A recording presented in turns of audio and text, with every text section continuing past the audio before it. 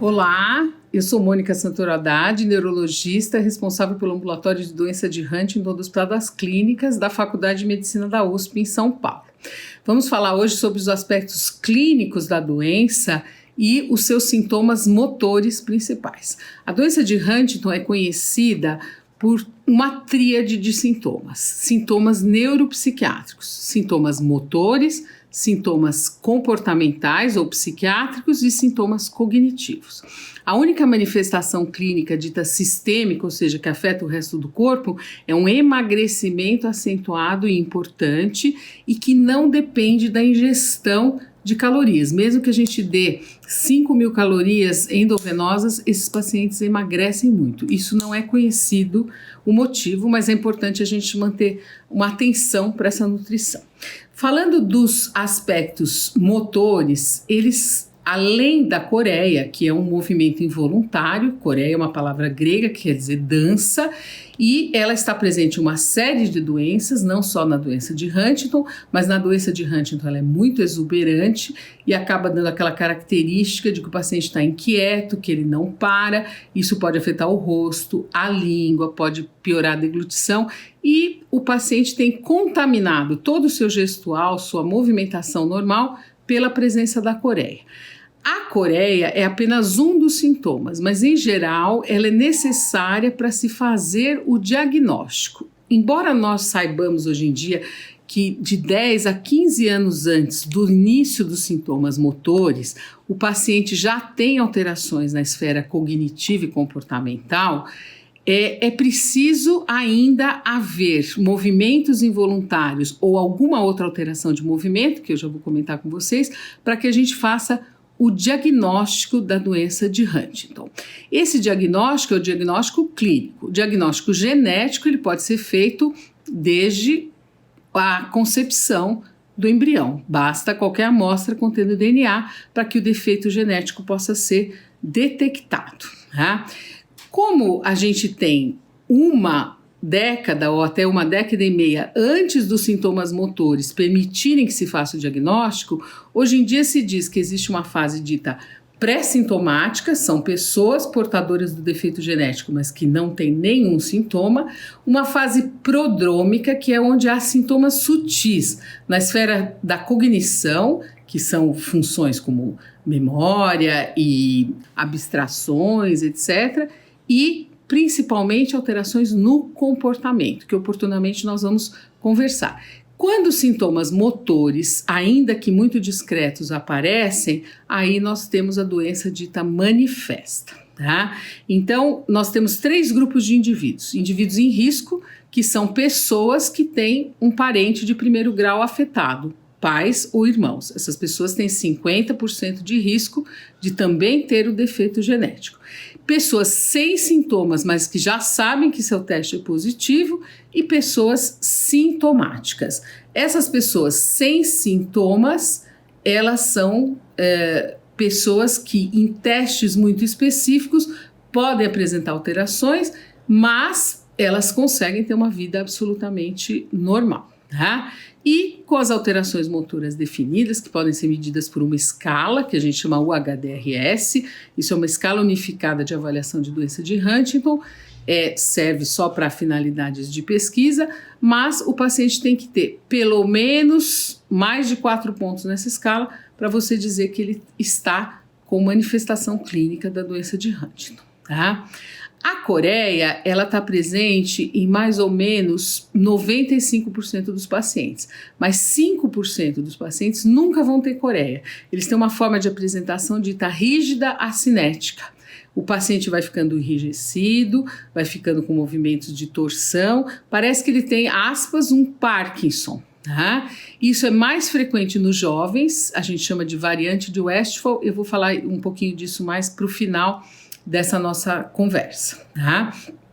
Em geral, as pessoas começam a manifestar os sintomas clínicos entre os 35 e os 45 anos de idade, mas isso depende de cada família e do número de repetições CAG. Existem descrições de início da doença de 2 anos até 88 anos de idade. Quando ela começa antes dos 20 anos de idade, ela é chamada de Huntington juvenil, e existem formas chamadas senis muito leves, em geral pessoas com mais de 70 anos de idade, que têm coreia predominantemente e geralmente um número de repetições CAG naquela faixa de penumbra, de 36 a 39 repetições. A pessoa vive, depois do diagnóstico, em torno de 15 a 20 anos. Ela pode viver mais? Sim, porque ela não morre da doença de Huntington, ela morre da fragilidade que a doença causa. Ela morre em consequência da imobilidade, da dificuldade de engolir, geralmente asfixia quando vai deglutir algum alimento sólido ou aspiração de alimentos levando à pneumonia e traumatismos. Ela tem distúrbios de equilíbrio, a coreia, ela pode cair e se machucar. Isso é igual para qualquer doença neurológica degenerativa. Então, a sobrevida vai depender muito dos cuidados gerais e de quanto tempo a pessoa conseguir se manter independente, tá? A coreia, como eu falei, é um movimento involuntário, mas ele não é o único. Muitos pacientes podem apresentar tiques, podem apresentar distonias, que são movimentos lentos de torção, que levam a uma postura fixa, por exemplo, do tronco ou do pescoço. Alguns pacientes podem apresentar tremores e outros pacientes podem apresentar mioclonias, que são como os pequenos sustos ou choques que levam à mobilização de alguma parte do corpo. Todos os pacientes, embora eles pareçam agitados e se mexendo muito, eles têm uma lentidão, que a gente chama de bradicinesia, quando eles vão realizar algum movimento. Então, convive um quadro de muita movimentação involuntária com uma lentidão para movimentação voluntária. Isso acaba dando uma certa dificuldade de coordenação para manuseio de objetos, etc. Tá? Com o passar dos anos, em muitos pacientes, a coreia vai diminuindo, os movimentos vão se tornando mais lentos, o paciente fica rígido e aparecem distúrbios graves de equilíbrio. Esses pacientes, eles têm muitas quedas, muita dificuldade de coordenar o tronco e as pernas quando eles vão andar, e isso são sintomas primários da doença. Muitas vezes a família acha que isso é efeito colateral de remédio, mas na verdade isso faz parte da evolução da própria doença. Eles têm uma coisa que se chama impersistência motora, por exemplo, alguns pacientes não conseguem ficar com o tronco reto, eles ficam caindo ou deixam cair coisas, isso faz parte da coreia, e até quando ele está andando, às vezes ele perde o tônus muscular e cai, né? E eles passam a ter dificuldades para falar, para articular as palavras, e geralmente eles tendem a ficar em mutismo, tá?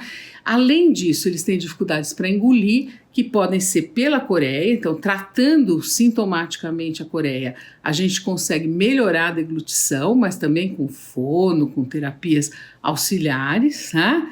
E nos pacientes jovens, ao contrário dos adultos, eles têm muito menos coreia. 70% desses pacientes têm um pai afetado e em 5 a 10% de todos os casos, a doença começa antes dos 20 anos de idade, tá? O paciente começa com alterações de comportamento, logo ele desenvolve rigidez, desenvolve movimentos lentos e distônicos, quadros que parecem um parkinsonismo e passam a andar com dificuldade, como se eles estiverem duros, e tem um declínio mental. Eles têm um atraso do desenvolvimento e acabam perdendo coisas que eles já tinham aprendido. A doença na criança, ela é de evolução mais grave, por quê? Porque primeiro ela tem um número de repetições daquele trinucleotídeo maior do que no adulto. O trinucleotídeo determina a idade de início e determina em parte a agressividade da doença. Em parte, a gente diz que 50% da variabilidade da doença depende do número de repetições CAG.